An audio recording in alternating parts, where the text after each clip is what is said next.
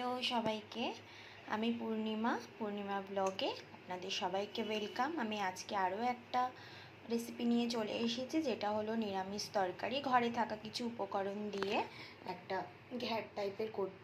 তো সেটা হলো, আমি দেখো পটল কেটে রেখে দিয়েছি ছোট ছোট করে, আলু কেটেছি, বিনস কেটেছি, কাঁঠালের দানা, ঝিঙে আর একটু বিনস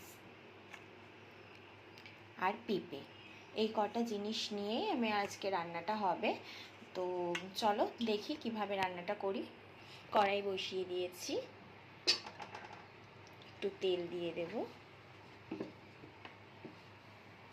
5 ফোড়ন দেব,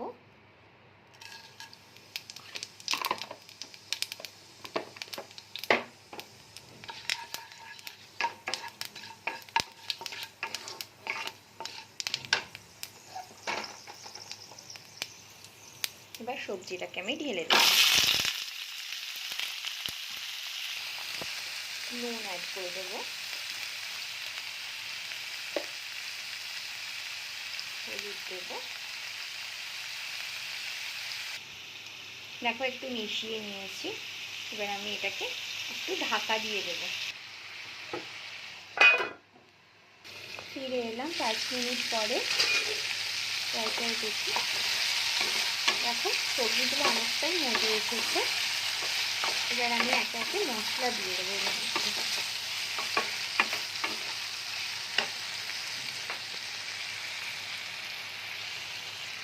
প্রথমে দেবো আমি জিরের গুঁড়ো,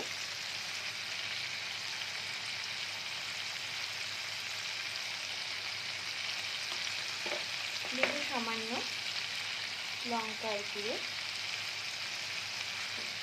আর অতি সামান্য নারকেল কোড়া ছিল ঘরে, তো সেটাই দিয়ে দিচ্ছি।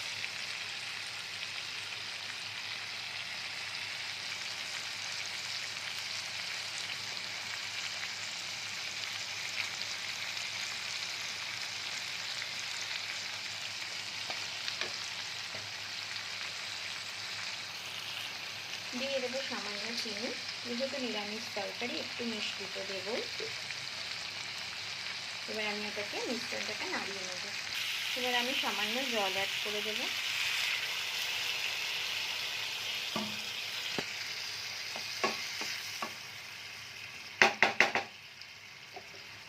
এটাকে আমি ঢাকা দিয়ে দেবো, আর গ্যাসের ফ্লেমটাকে একটু সিমে করে দেবো। ফিরে আসলাম 5 মিনিট পর। সবজি দেখো সেদ্ধ হয়ে গেছে আমার।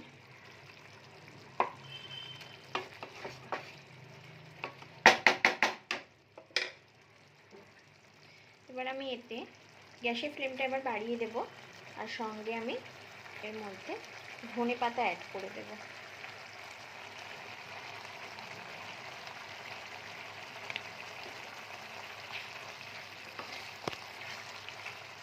জলটা কিছুটা শুকিয়ে গেলেই আমি নামিয়ে নেব।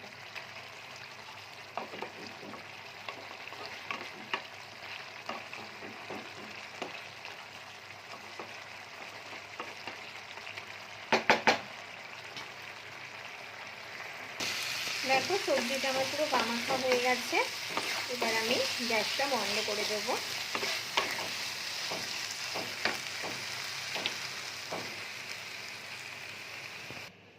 বাটিতে সার্ভ করে নিয়েছি, দেখতে এরকম এসেছে। এই হলো আজকে নিরামিষ রান্না। তো তোমাদের যদি ভালো লেগে থাকে তোমরাও বাড়িতে একবার ট্রাই করতে পারো। তো ট্রাই করলে অবশ্যই কমেন্ট করবে, লাইক করবে, শেয়ার করবে অ্যান্ড সাবস্ক্রাইব করতে ভুলো না। আবার নতুন আরেকটা ভিডিও নিয়ে চলে আসবো তোমাদের সামনে কাল। আজকের জন্য টাটা।